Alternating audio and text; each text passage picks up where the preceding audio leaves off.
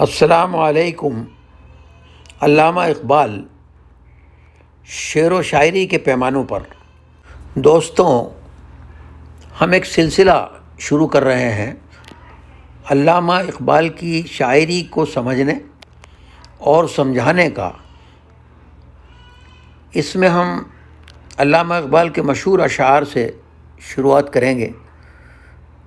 جہاں جہاں اور جب جب علامہ اقبال کی بات ہوتی ہے، ہزاروں کتابیں، رسالے اور لاتعداد آڈیو ویڈیو میٹیریل میں علامہ اقبال کو عام طور پر فلسفی، مفکر اور مجدد کے طور پر یاد کیا جاتا ہے، جن کے کلام میں عشق الہی، عشق رسول اور اسلام اور مسلمانوں کی نشاط ثانیہ کی تمنا جھلکتی ہے۔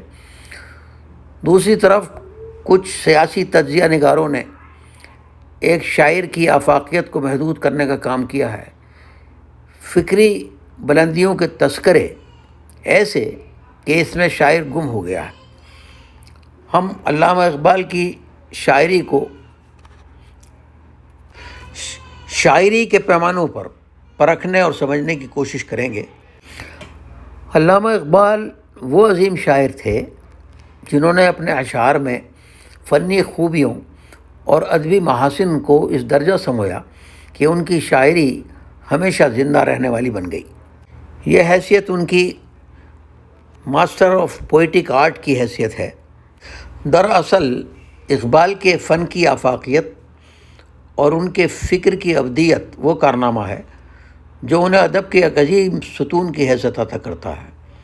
جیسا کہ ڈاکٹر ذاکر حسین نے کہا تھا کہ میر غالب اور اقبال کی شاعری اس مقام پر ہے کہ ہم اسے دنیا کی عظیم ادب کے سامنے فخر سے پیش کر سکتے ہیں۔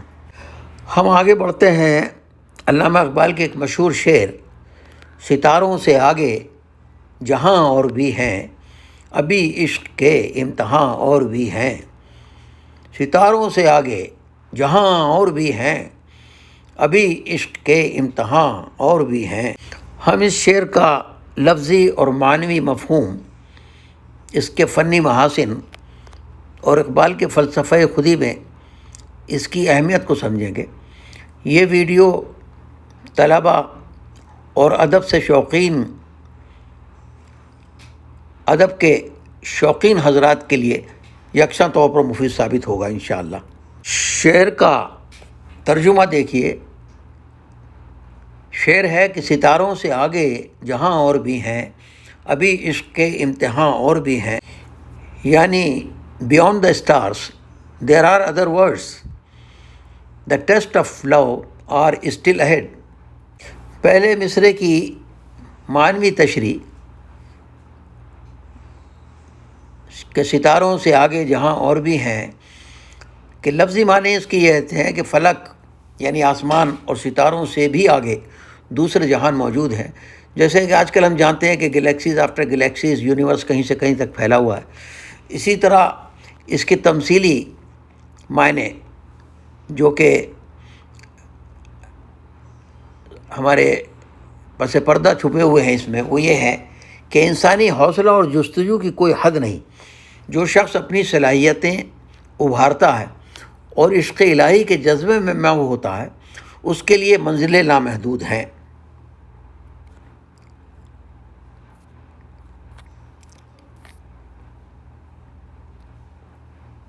شعر کو اگر ہم قرآن کی روشنی میں جائزہ لیں تو سورہ الذریات کی آیت نمبر 47، بسم اللہ الرحمن الرحیم، والسماء بنيناها بأيد وإنا لموسعون۔ اللہ تعالیٰ فرما رہے ہیں کہ ہم نے کائنات کو بڑی طاقت سے بنایا اور ہم یقیناً اسے پھیلا رہے ہیں۔ اب اگر ہم دوسرے مصرعے کی طرف جائیں تو دوسرا مصرعہ ہے کہ ابھی عشق کے امتحاں اور بھی ہیں، the test of love are still ahead. اس کے لفظی معنی ہیں کہ عشق، محبت، جذبہ الہی یا کسی بھی مقصد کے لیے جنون اس کے امتحانات ابھی باقی ہیں۔ معنوی پہلو اس کا یہ ہے کہ اقبال انسان کو نصیحت کرتے ہیں کہ ابھی مشکلات اور چیلنجز سے سامنا ہوگا، حقیقی ترقی محنت، عشق اور قربانی کے ذریعے ہی حاصل ہوتی ہے۔ اب اس کا ایک روحانی رجحان جو اس مصرعے میں سامنے آتا ہے وہ خودی اور اللہ کی قربت کے حوالے سے، کہ یہاں عشق صرف دنیاوی محبت نہیں ہے بلکہ خودی اور اللہ کی قربت کے امتحانات کے طور پر پیش کیا گیا۔ اس میں بھی اگر ہم قرآن کی آیت کی طرف جائیں تو یہ مفہوم ملتا ہے۔ سورہ بقرہ کی آیت نمبر 155، بسم اللہ الرحمن الرحیم، وَلَنَبْلُوَنَّكُمْ بِشَيْءٍ مِّنَ الْخَوْفِ وَالْجُوعِ وَنَقْصٍ مِّنَ الْأَمْوَالِ وَالْأَنفُسِ وَالثَّمَرَاتِ وَبَشِّرِ الصَّابِرِينَ۔ اللہ تعالیٰ فرما رہا ہے کہ اور دیکھو ہم تمہیں آزمائیں گے ضرور، کبھی خوف سے اور کبھی بھوک سے، کبھی مال و جان اور پھلوں میں کمی کر کے، اور جو لوگ ایسے حالات میں صبر سے کام لیں گے ان کو خوشخبری سنا دو۔ قرآن کا ترجمہ ختم ہوا۔ اس مصرعے کا اگر ہم فلسفیانہ خلاصہ دیکھیں بلکہ پورے شعر کا، تو یہ شعر اقبال کے معروف فلسفہ خودی اور انسانی ترقی کے نظریے کی عکاسی کرتا ہے۔ پہلا مصرع ستاروں سے آگے جہاں اور بھی ہیں انسانی صلاحیتوں کی لامحدودیت اور بلند ترین مقاصد کی طرف پیش قدمی کرتا ہے۔ دوسرا مصرع عشق کے امتحان،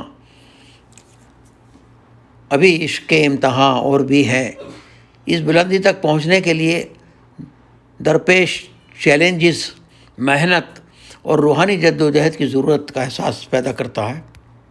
دونوں مصرعے مل کر انسان کو ایک لامتناہی روحانی سفر پر آمادہ کرتے ہیں۔ شعر کا کنکلوژن اینڈ کی ٹیک اوے کو ہم یوں بیان کر سکتے ہیں کہ شعر کا خلاصہ انسانی روح کی ترقی لامحدود ہے، ہمیں حوصلہ، امید اور بلند نظر دیتا ہے۔ اس میں محنت، عشق اور جدوجہد کی ضرورت کو اجاگر کیا گیا ہے۔ یہ شعر سادہ لیکن گہرا ہے اور علامہ اقبال کے فلسفے کا ایک خوبصورت نمونہ بھی ہے۔ حضرات، یہ جو تشریح پیش کی گئی ہے وہ دراصل اس شعر کی رائج اور مروجہ توضیح ہے جو شاعر کی فکری اساس اور ذہنی افق کی عکاس مانی جاتی ہے۔ تاہم اب ضرورت اس امر کی ہے کہ اس شعر کو کلاسیکی اردو شعریات کے پیمانوں پر پرکھا جائے تاکہ اس کے باطن اور علمیاتی یعنی ایپسٹیمولوجیکل اور اس کی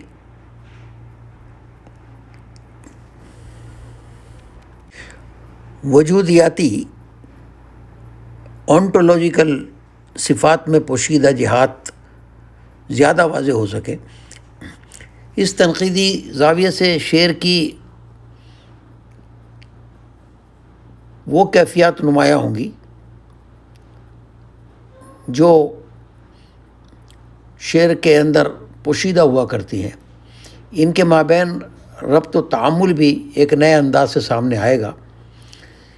یہ طرز تشریح محض روایت کی تکرار نہیں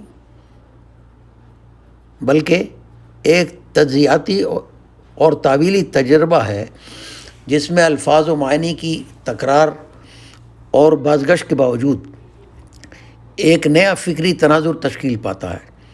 اس تجربے کی افادیت یہ ہے کہ قاری کو شاعر کی اور اس کے جوہر شاعری کا مفہوم اور اس کے جمالیاتی حسن سے اس طور پر روشنائی اور شناسائی حاصل ہوتی ہے جو تشریحات میں اور عام تشریحات میں دستیاب نہیں ہوتی،